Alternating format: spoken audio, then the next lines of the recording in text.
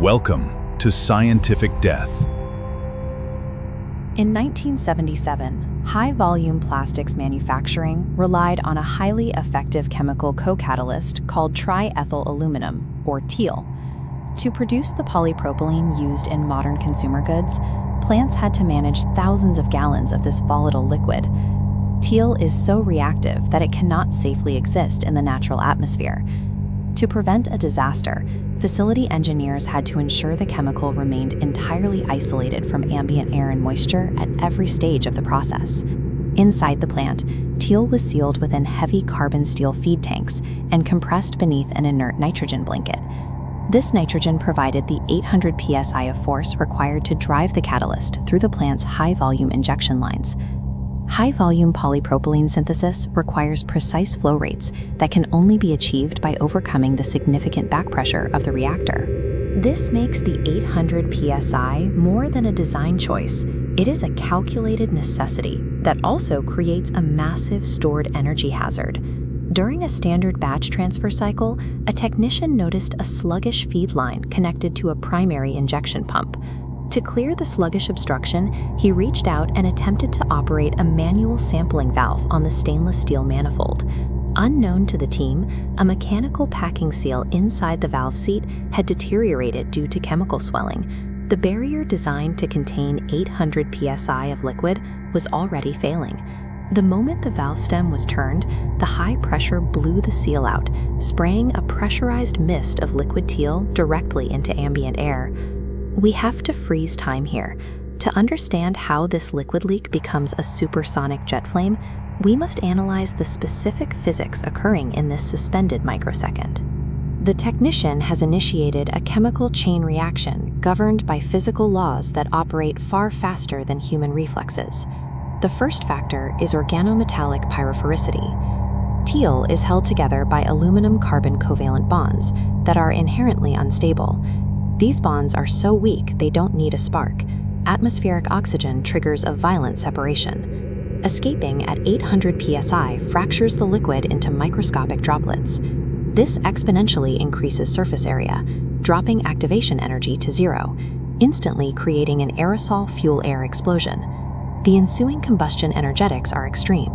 The reaction releases 3,350 kilojoules per mole of thermal energy, instantly spiking local temperatures past 2,300 degrees Celsius.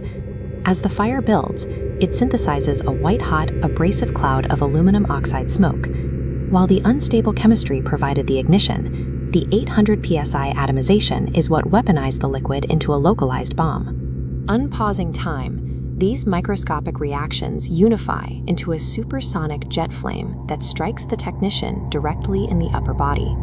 The 2,300-degree heat causes full-thickness thermal vaporization of skin and muscle. Internal cellular fluids are boiled away in milliseconds. As the technician reflexively gasps from the shock, he inhales superheated air, dense with molten aluminum oxide particulates.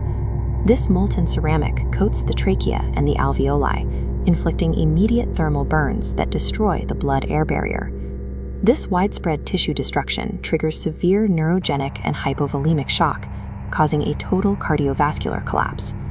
The simultaneous destruction of the respiratory tract and the full-body thermal pyrolysis resulted in a loss of consciousness and clinical death within seconds. Following the 1977 disaster, the chemical industry realized that standard single-valve systems and human reaction times are useless against pyrophoric aerosol explosions. To blunt the explosive nature of the catalyst, modern codes now require inert dilution. TEAL is pre-mixed with hydrocarbon solvents like hexane, reducing the violence of accidental leaks. Engineers also banned single-valve sampling in favor of double-block and bleed configurations. These systems use two closed valves with a dry nitrogen purge flowing between them to isolate the volatile chemical. To address the speed of the flame, facilities now use high-speed infrared optical flame suppression. These sensors are designed to detect a fire at the speed of light. These detectors are wired to automated deluge systems that flood a room with dry powder or foam in under 100 milliseconds, smothering the flame before it can build into a jet. These automated safeguards allow for remote oversight, moving human operators away from the physical manifold. We still rely on reactive catalysts to build the modern world. But the 1977 incident taught us that safety requires engineering systems that operate at the same speed as the physics they contain. Thanks for watching. I hope you enjoyed this video. Don't forget to give it a giant thumbs up and hit that big subscribe button. Be sure to turn on notifications so you never miss an upload. See you in the next one.